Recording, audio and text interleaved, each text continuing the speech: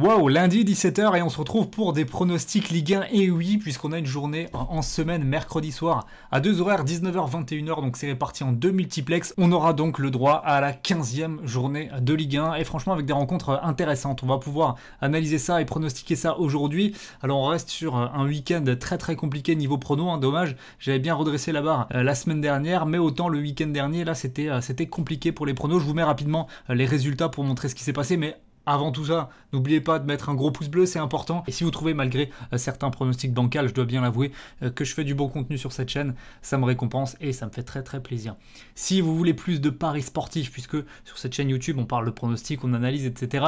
Mais l'aspect purement paris sportif, en dehors du fait que mes pronos Ligue 1 soient pas forcément toujours très bons cette saison, il y a l'aspect paris sportif. Et là, par contre, je pense que j'ai prouvé pas mal de choses. Donc, n'hésitez pas à rejoindre mon groupe Telegram, il est 100% gratuit, il se trouve dans la description. Vous cliquez dessus et je vous partage des pronostics Ligue 1. Je vous partage également ce qui se passe dans mon groupe VIP lateamparieur.fr. Bref, c'est l'endroit paris sportif où il faut être. On est plus de 11 000 déjà sur ce groupe, donc n'hésitez pas à vous aussi rejoindre et faire partie de l'aventure. Vous cliquez sur le lien qui se trouve dans la description. Bon, maintenant, je passe aux résultats donc, de la semaine passée qui sont pas en rapport vraiment avec les pronostics que j'avais donnés. Saint-Etienne-Angers, bon là j'avais le match nul, j'avais dit un but partout.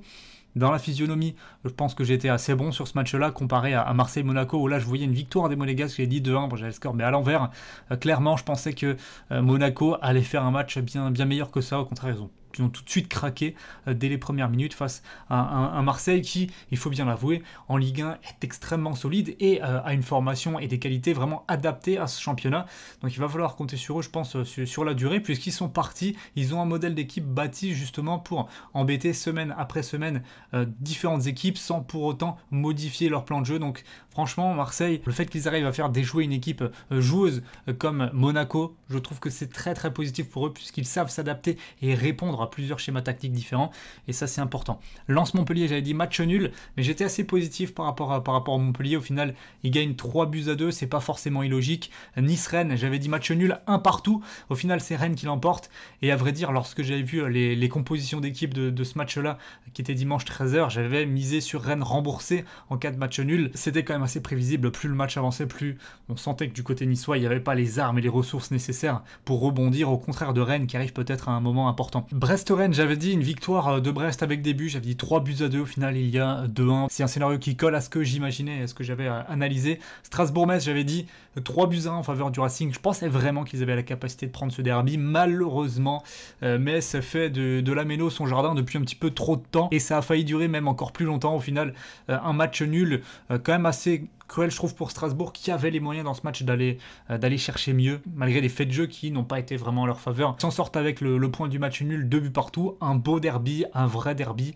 c'était quand même plaisant à regarder. Nantes-Dijon, j'avais dit une petite victoire de Dijon extérieur, 1-0, au final on est sur du 1 partout, bon un match vraiment pas incroyable comme je l'avais dit, après il n'y a pas le résultat, j'avais tenté la victoire de Dijon à l'extérieur. Lorient-Nîmes, j'avais dit 0-0, il y a eu 3-0 en faveur de Lorient, voilà. Deux équipes franchement en mauvaise posture. Il y en a une qui a craqué, les Nîmois, ça a bénéficié à Lorient qui a très vite pris l'avantage dans ce match-là pour ne plus le lâcher. Lille-Bordeaux, là j'ai eu le score exact, 2-1 en faveur des Lillois, même si c'était un petit peu chaud en fin de match.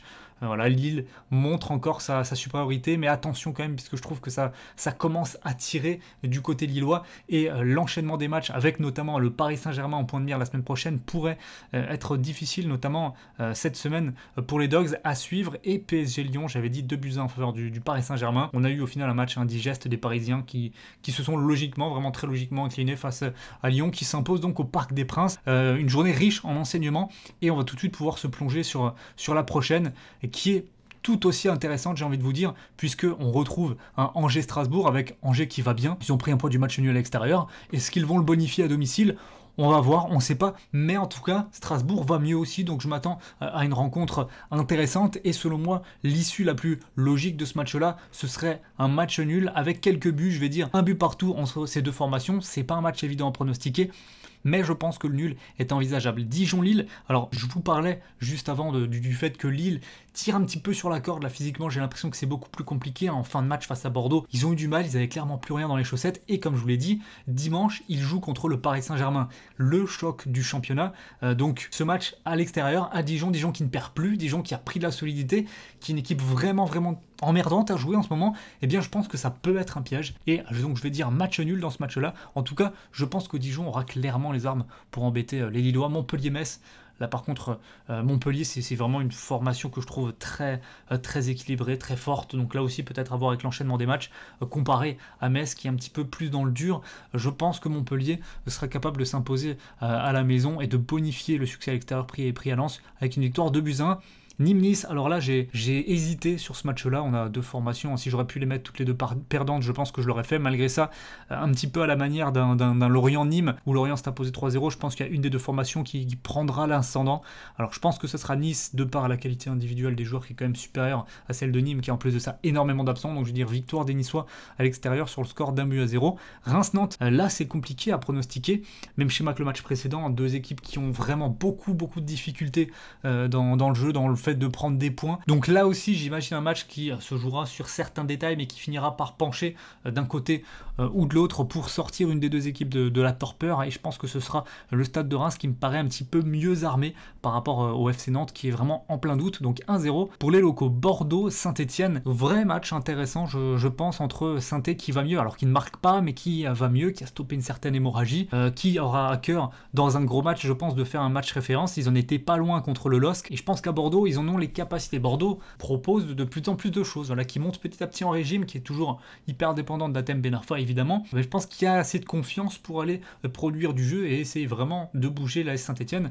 Pour autant, j'imagine un match assez spectaculaire dans cet affrontement, et je dirais 2 partout au score final. Lyon-Brest, maintenant un match très important pour les Lyonnais, gérer l'après-exploit, si on peut appeler ça comme ça, après la victoire au Parc des Princes, en Ligue 1, ça faisait très longtemps que ça ne leur était plus arrivé. Malgré tout, Lyon, la grande différence, c'est qu'ils ont quand même la possibilité de faire un turnover hyper important. Je veux dire, les milieux de terrain lyonnais sont très bons en quantité et en qualité, donc ça va pouvoir tourner tranquillement malgré donc Thiago Mendes qui a pris un rouge, malgré le fait que sûrement certains autres joueurs seront un petit peu mis au repos. Donc je pense que Lyon à domicile aura la capacité de faire tourner et de rester performant, ce qui sera peut-être moins le cas de Brestois qui sont certes très joueurs, mais qui voilà, après un succès à la maison, seront peut-être un petit peu plus relâchés. Donc victoire 2-1 de Lyon qui maintiendrait à mon sens un rythme de croisière très élevé. Monaco-Lens, là je me méfie pour les Monégasques qui restent sur 2 défaites consécutives, parce que Lens c'est vraiment une formation qui a la capacité de durer dans le temps, j'ai l'impression. J'en ai douté,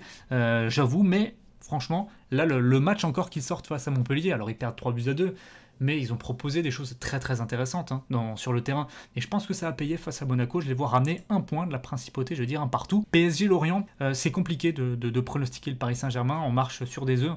Dans les grands matchs, ils répondent quand même très rarement présents, alors parfois par le résultat, contre Monaco, contre Marseille, contre Lyon, ou alors en Ligue des Champions, le résultat était bon contre Leipzig, contre Manchester United, mais le contenu a toujours été inquiétant, et ça c'est vraiment le dénominateur commun à tous les matchs importants du Paris Saint-Germain. Alors maintenant il joue contre Lorient qui certes a gagné 3-0 son dernier match, mais qui sur la globalité des 10 derniers est vraiment une équipe extrêmement inquiétante en Ligue 1, si ce n'est la plus inquiétante. Donc malgré qu'on ait un PSG peut-être très diminué physiquement, qui sera donc sans Neymar, eh bien je les vois s'imposer quand même et relever la tête 2-0 dans un match que je vous avoue, j'imagine pas forcément flamboyant.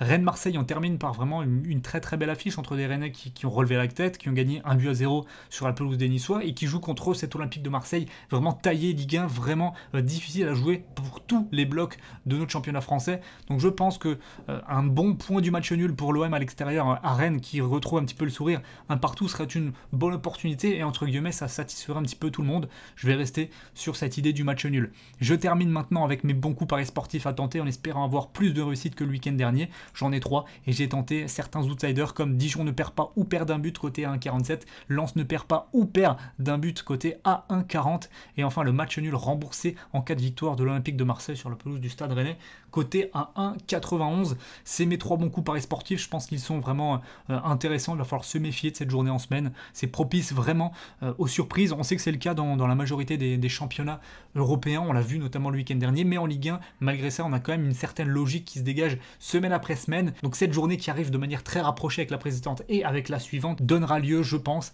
à des surprises. En tout cas, on aura la réponse mercredi soir. J'espère que la vidéo vous aura plu. Nous, on se retrouve jeudi ou peut-être plutôt vendredi, puisque pas sûr que je puisse vous sortir la vidéo ce jeudi sur YouTube pour les pronostics Ligue 1 du week-end. Donc peut-être vendredi 17h. J'espère que vous serez présents. N'hésitez pas à vous abonner et à dire dans les commentaires, à me donner dans les commentaires tous vos pronos pour cette 15e journée de Ligue 1 qui s'annonce passionnante ce mercredi soir. Voilà, belle journée à vous et à très vite sur YouTube. Ciao.